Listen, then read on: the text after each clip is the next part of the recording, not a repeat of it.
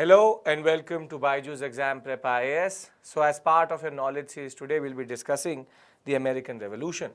But before we begin, today is an important day. Why? Because we have reached 100 videos of the knowledge series and we had promised close to 100 videos to you based on different topics from polity to geography to history. And from today itself, the knowledge series will go into the weekend. On Saturday and Sunday, we'll have one video each day. So basically from a daily affair, it will become a weekend affair in which you will get two videos every weekend. But as of right now, it's a momentous occasion. It's an important milestone in that regard that we have reached 100 videos within the knowledge series. And I hope that it has helped you in some way or the other. If it has, I would then also ask you to like and share the session and subscribe to our channel because that helps us and understand your love in that regard. So basically, from today onwards, we'll have today my session for American Revolution there and the 3 p.m. session, and thereafter we'll move to from next week, technically this Saturday, Sunday, the coming Saturday, Sunday, we'll have one session. So it's going to become a weekend affair with regards to knowledge series. Please note this as of right now. Now, what do we have to discuss? We have to discuss the American Revolution. When we talk about the American Revolution itself, it is one of the most important revolutions in the world, technically which triggered even the French Revolution, because it is the first democratic republic revolution. Basically, America will become what we call as the United States of America, and what they become in turn is what is called a democratic republic. Democratic republic, and democratic republic means that it's the first proper democratic revolution. We do have the constitutional monarchy in England at this point of time. Between 1776 and 1783, they will have to fight for their freedom, but they will be able to. And by 1783, they will write their first constitution. But Declaration of Independence itself in 1776 is meant as the American Revolution. So what we are going to concentrate on is that we'll try to understand the causes. Why did it happen? Why did it happen? And once we'll understand the causes, it will automatically tell you how it's a unique revolution in that regard, because of the fact that it is at the end of the day an important moment in world history, because the American Revolution has a very intimate connection with the French Revolution also, because the French Revolution, we have a series on that also, in Knowledge series there's a video on the French Revolution also, and there I would have told you that the American War of Independence and the French funding of the American War of Independence was actually the reason why the French Revolution happened. So it's a very momentous, it's a very important moment in world history. So I can't emphasize enough how important American Revolution is for world history and generally for the history of humankind. Then, let's talk about the causes. In order to understand the causes itself, what you need to first understand is that in 1492, the New World was founded. What we mean by the New World is nothing but the Americas, which is North and South America. But at the end of the day, it was called the New World, but there were already people there. It's a European gaze, it's a European perspective that they found a new world. The old world was nothing but them, or Africa was known to them, and the Orient is not something which they also knew about. But a new world, what was across the Atlantic, was not known to them. That is why the concept of new world. But 1492, Christopher Columbus does not land technically in America, but in Caribbean islands, and then comes back. And 1492, there's a flurry of colonization. Colonization by Spanish, the Portuguese, the French, the English. But one thing you should remember, that the English were quite late to the scene. The first were technically the Spanish and the Portuguese, and that is why the two biggest colonies at that point of time were with the Spanish and the Portuguese. For example, Brazil, which is the Portuguese colony, and Argentina and most of Mexico and the southern part of South America was with the Spanish. So they were able to get what they wanted to. But the basic point which you need to understand is, when we talk about the American Revolution, we are not talking about Spanish or Portuguese or French America. It's a Eurocentric and a British-centric notion because we try to understand that, but it is the British America we are talking about. So in the whole history of and the basic geography of America, it is this eastern coast which they were able to manage. 9 colonies initially, then it will become 13, but basically this is what we call as British America. British America. And basically British America, there was a very intimate relationship between the British and the British America, but we need to talk about it, which is what is the attitude of the Americans and the British before 1765, because 1765 and 1756 are considered as two very important moments, because before that you have a certain type of attitude and after that you again have a certain type of attitude. So basically, while we know that what is the basic geography, let's try to understand the relationship. The first point which you need to understand is that you have America and we are talking about British America. Remember, we are not referring to anything else. You have English or England here. You have Africa here. So basically, the people who are in British America are nothing but Britishers, Irishmen, some Germans, some French, but basically they are Europeans. So before 1756, their attitude is that they believe that they are more or less European citizens who are living in a different part of the world. So there is no sense of identity formation in that regard. So they basically believe that they are British citizens. So that is why I am using the word, they are called British Americans, basically. England had not invested too much into British America. As it is, they had the worst area possible to them, which is the area on the east of the Appalachian Mountains. So basically, whatever was possible on this track was very limited agriculture, fur trade, very basic things in that regard. Now basically, the American Britishers or the British Americans basically needed labor. They needed labor because there was a major shortage of labor. There was land quite a lot. Everybody who went from England or from Europe to the Americas had land, but labor was a problem. So what I'm trying to argue here is that how did Britishers make British America very, very lucrative or at least economically viable? Because to have a colony, you need to have economic viability. Before, see, as I'm telling you, the Spanish and the Portuguese had very lucrative colonies because they had access to diamonds, gold, silver. But the British didn't have that. This sector which they actually colonized was nothing, was more or less very, very arid. So they needed to somehow find a solution or somehow make sure that this area could produce something.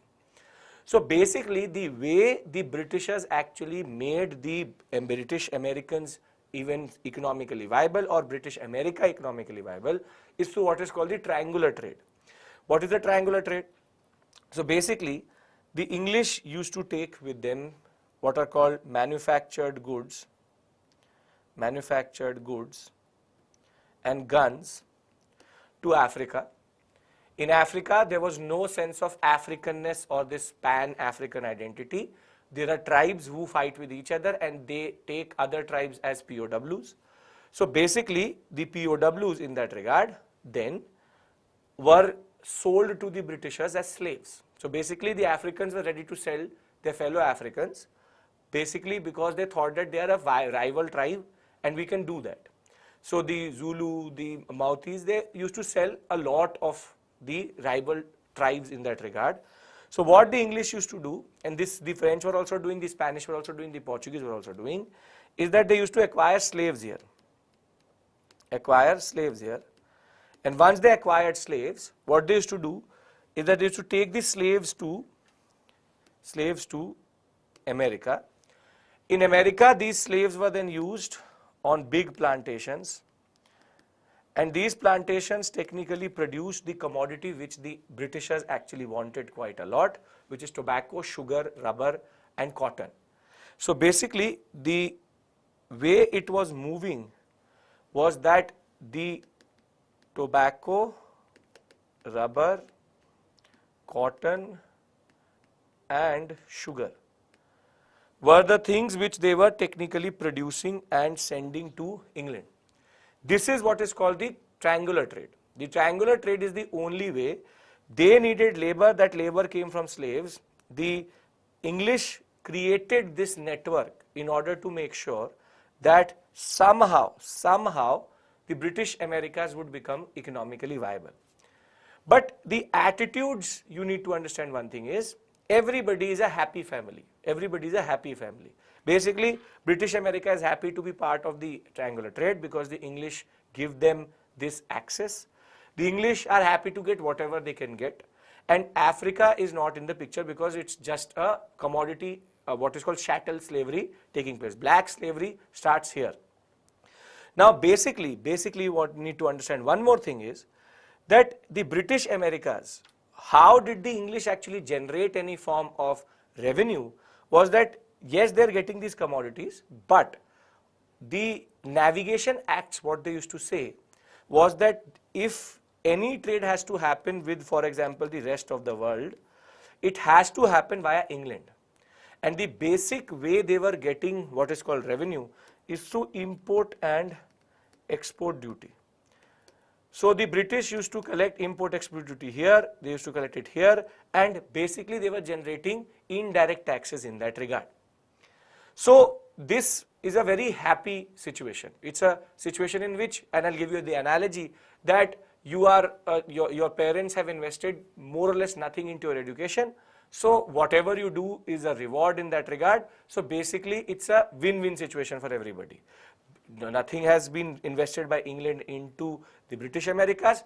The British Americas is happy to be part of the triangular trade, and basically England is getting whatever amount of money it can get. It's not counting it, but it's just seeing it as a economic opportunity. This means that there is both a positive relationship here and a positive relationship here. Everybody is happy to be part of this triangular trade. The British Americans don't have a problem. Even if the merchants do have a problem, they can't say anything because the English give them that trade.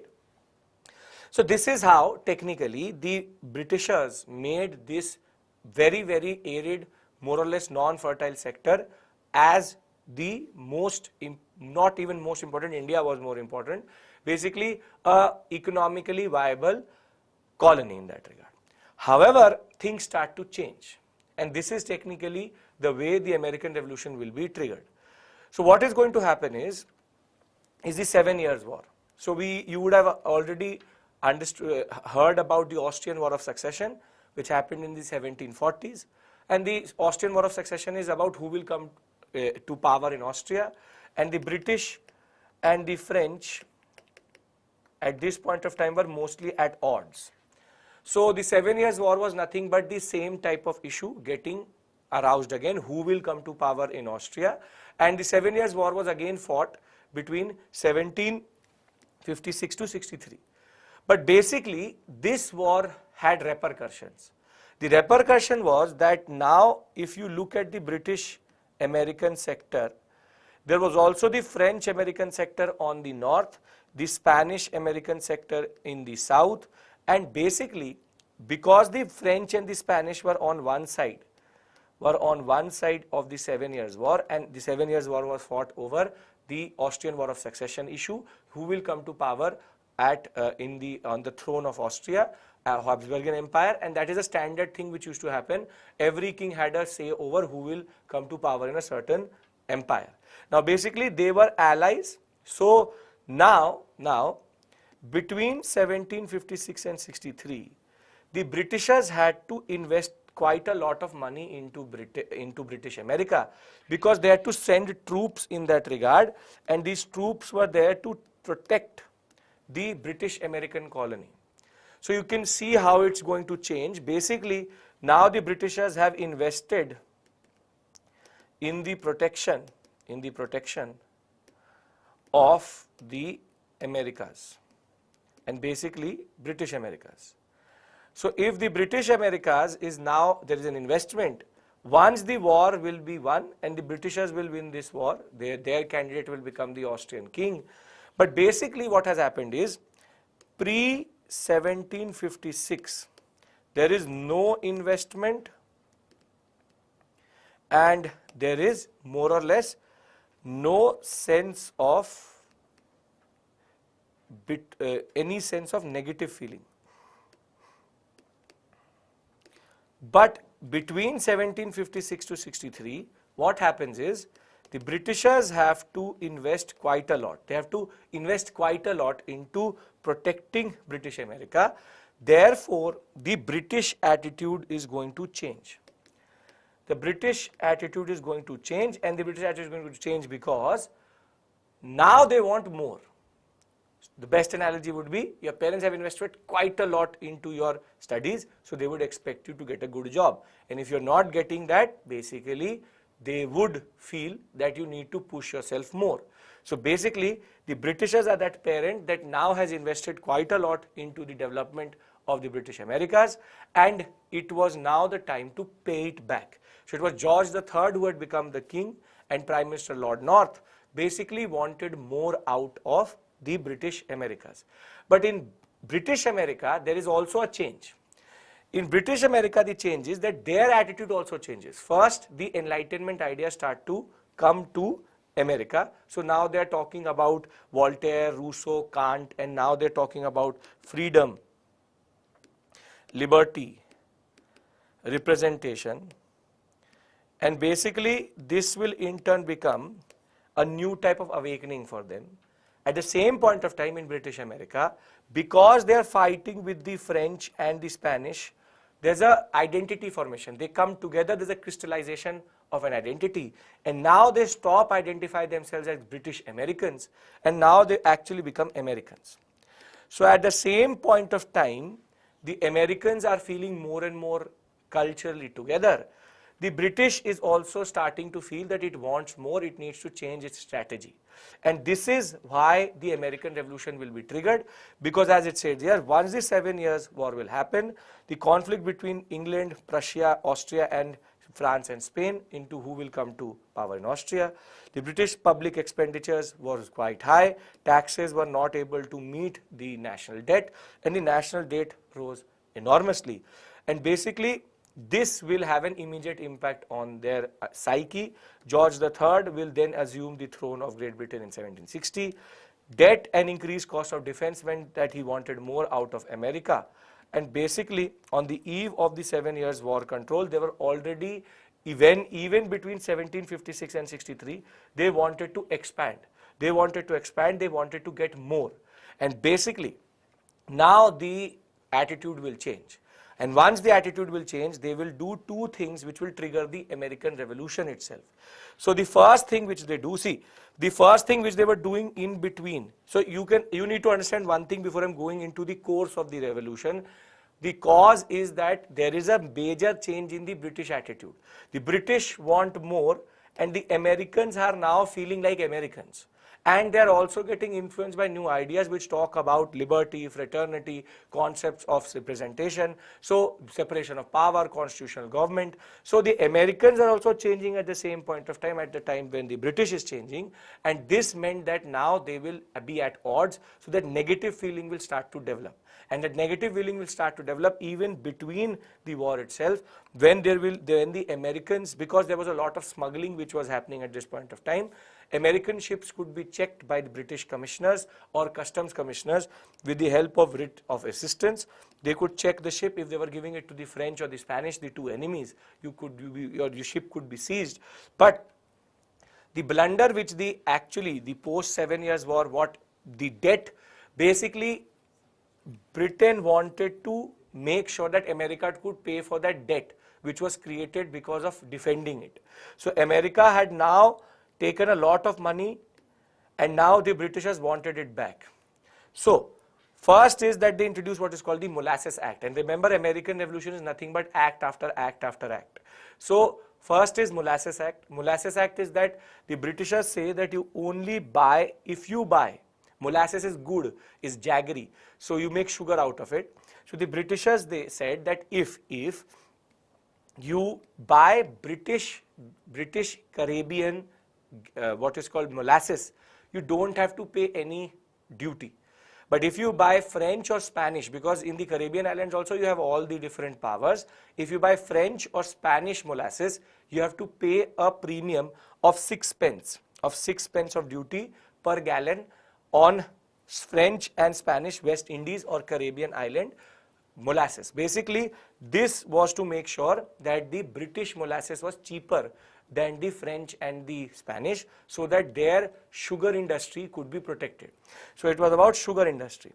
But one thing which you can realize till this point is that all taxes, even before the 7 Years' War, was technically based on duties or import and export tax.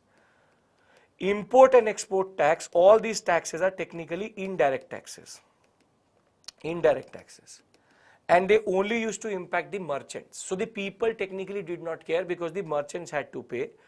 What changes is that in order to get more, in the desperation to get more, the Britishers will technically introduce what is called 1765, the blunder which they are going to do is called the Stamp Act. Stamp Act is the first direct tax which they introduced. Which everybody had to pay. And this is the turning point of American and British history, because once the people will see that the Stamp Act said, like we have stamp duty today or stamp paper like today, it said any legal paper would be needing what we call as the concept of a stamp from the British. So it is something which everybody has to do. So basically, duty on newspaper, books, court documents, commercial papers, land deed, almanacs, everything. Now, basically, this means that once direct tax is introduced, it impacts everybody. And if it impacts everybody, it in turn induces a basic response. And now the concept of no taxation without representation. What they argued was that you don't give us any position in either the House of Lords or the House of Commons. So basically, you've not given us any representation in Parliament, then how can you tax us? The concept is basically, the basic concept is only a representative. Today, Government of India can tax me because I send my MLA and MP to the Parliament and to the Vidhan Sabha. Now, they can tax me because he is my representative or she is my representative. But they said that only a representative can tax us.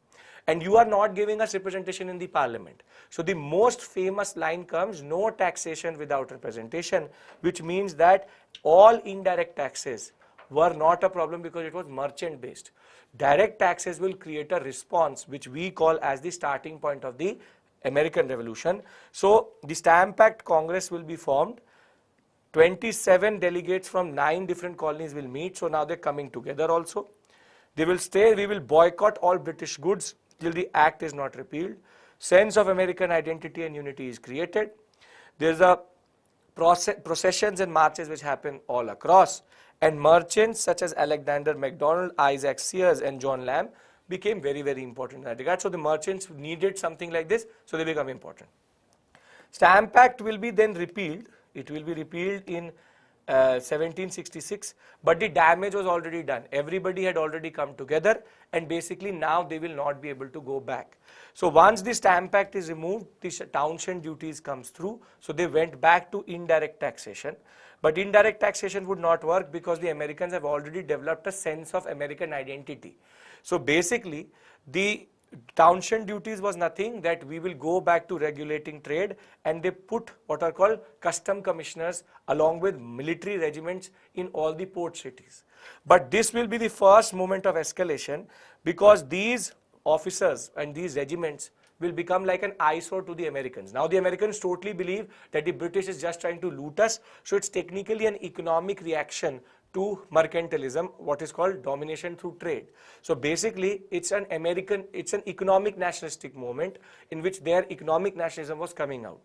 So these regiments, what happens is that these regiments now became an eyesore.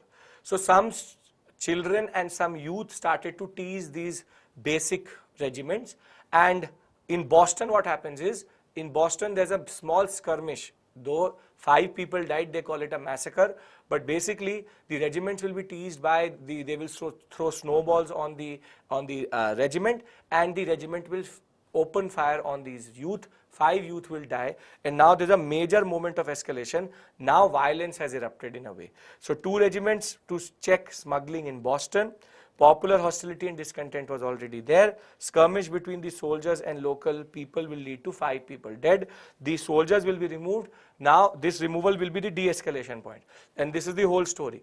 Now the next escalation will come, what is called to the Tea Act. The East India Company, because of Robert Clive's financial bubble, which was created because he overestimated the revenue out of India from Bihar, Bengal and Orissa, led to a major crisis in the East India Company. And now, in order to revive the East India Company, George III and Lord North believed that let's do one thing. Through the Tea Act, what it did was they argued that let us give East India Company a near monopoly in Americas, which is that they said that all tea which is imported by East India Company into America does not need to pay any duty. All other tea has to. And basically this will be hurting American shipmen and American business quite a lot. So what is going to happen is, in every place, this is again a moment of escalation, every place they will not allow the ships to dock. But in Boston, the Governor Hutchinson will technically say that I want it to be docked, and he will dock the ship of the East India Company, and therein what the Sons of Liberty, this is a revolutionary organization which was formed by the Stamp Act itself. The Sons of Liberty will then in disguise go onto the East India Company ship and throw all of the tea which they had imported into the Boston harbor, and that is called the Boston Tea Party. Now the Britishers will lose it, and this point of escalation will not de-escalate only. The Britishers will say enough is enough, and they will introduce what are called the intolerable acts, which is also called the coercive acts, that we can't accept this kind of behavior. So they will close the Boston harbor and say that whatever the amount of money, the tea you have thrown into the Boston harbor, you need to pay for it. So that was 10,000 pounds, equivalent to $4 million today. They said that until unless the Bostoners don't pay for it, we will not allow you to, technically not allow you to open the harbor itself. Further, in the charter which was there in 1691, which was the way the whole administration used to work, the Britishers removed the democratic element, and now they amended it to give the governors all the power and take away the power from People's Council. But the worst of all was the fact that the lodging of the military establishment in private homes, meaning if a military establishment comes, if the military comes, you have to keep them in your homes. So this is like a military being maintained by the people. This became extremely unacceptable to the people. And what happens is that this in turn, intolerable acts in turn, will induce what we call as the First Continental Congress in 1774. The Continental Congress was now, the American Revolution has technically happened and has already begun. So in 1774, the First Continental Congress, the First Continental Congress will meet and argue that we need to make sure that we are able to respond to the British, and they will create what is called the Continental Association. The Continental Association will make sure that British goods are boycotted. So the concept of boycott came from American Revolution, and then it will become more or less clear that the British will not give in, and when they will not give in, the Continental Congress will again meet in 1776, which is called the Second Continental Congress. Here Thomas Jefferson will be asked to make the Declaration of Independence, and George Washington will be made the commander-in-chief of what is called the Continental Army, and he will become the first president of America itself. And between 1776 and 83, they will technically fight their war of independence and finally get it in 83. This is technically the American Revolution, because American Revolution technically is done by 1774 itself. So before I go to the questions, what I want you to understand very simply is, what is the American Revolution? The American Revolution is an economic nationalistic movement in which the Americans reject the exploitation of the Britishers. It is also the moment in which the Britishers change their attitudes. So if you are asked a question about the American Revolution, the basic turning point is 1756. Before that, everybody is happy with the arrangement which is there. Then the 7 Years' War is the first reason. So if somebody asks you what are the reasons for the American Revolution, causes, 7 Years' War is the first reason. Second would be the Enlightenment itself, because it changed American attitudes. Then the next trigger will be 1765, in which they will introduce Stamp Act. Then the next will be the 1766, the Tea Act, and then next would be the Intolerable Acts. So basically what you will see here is that the acts itself are the reasons, are the causes. It's a story of escalation, de-escalation and escalation. First escalation is 7 Years' War, then it is the Stamp Act, then it is the Tea Act, but there's no de-escalation. They go for intolerable acts, and this is what is the American Revolution. The causes of the American Revolution are nothing but the acts. As soon as the Britishers, in their lust to get more out of America, moved from indirect taxes to direct taxes, it in turn led to the American Revolution in that regard. And American Revolution is technically as soon as the first Continental Congress will come through. When Continental Congress will come through, now America has come together. They will fight with the Britishers. It will be a long war, but basically Declaration of Independence will come in July of 1776. That Declaration of Independence will become the document for all democracies all across the world, and by the time they get independence, by 1783 they get for proper independence. In 1789 the French Revolution itself will start, and that is why the American Revolution is considered important in the larger story of world history. Right, so let's look at the questions now. How did the British colonize USA? See, one question is, who are Red Indians? Red Indians are nothing but the original inhabitants. They thought, technically Christopher Columbus thought he had reached India, but he had actually reached America. So they called them Red Indians because of their skin color. So basically Red Indians is the natives, are the original inhabitants of the New World or America. They were massacred through a very small population lives today in America, but they are the original inhabitants. So the British colonized it by either massacring or getting the help of the Red Indians to colonize it. Again, Spanish, French, Portuguese all colonized for 3 reasons, what are called the 3 Gs: God, glory and gold. All wanted gold. They wanted bullion, that is why they were searching for new colonies. Glory for the nation, and because once the Reformation had already happened, the Catholic Church was looking for new areas to technically convert into Christianity. Ashutosh, you are confusing 2 things. You are saying, how was the cotton boom in India linked to American Revolution? The cotton boom in India was not linked to American Revolution, it was linked to American Civil War. You are talking about 1860, and we are right now in 1765. So it's 100 years after. The cotton boom is linked when the North and South will fight over the issue of slavery, and then the supply of cotton from America will stop, and then that in turn will lead to the Bombay boom. Okay. Continental Congress is like Indian National Congress in INC. It's all these. See, all these colonies used to first think that they are separate, but once they came together into one organization, it's called the Continental Congress, right? Okay, perfect. So thank you so much. As I told you, this was our 100th video. So extremely pleased with that, and I hope that all these 100 videos helped you. And from today onwards, in the weekend, it will go, the knowledge series itself will be on Saturday and Sunday. 1 video on Saturday, 1 video on Sunday. So we have been doing this for now close to 2 months, and we've reached that 100th mark today.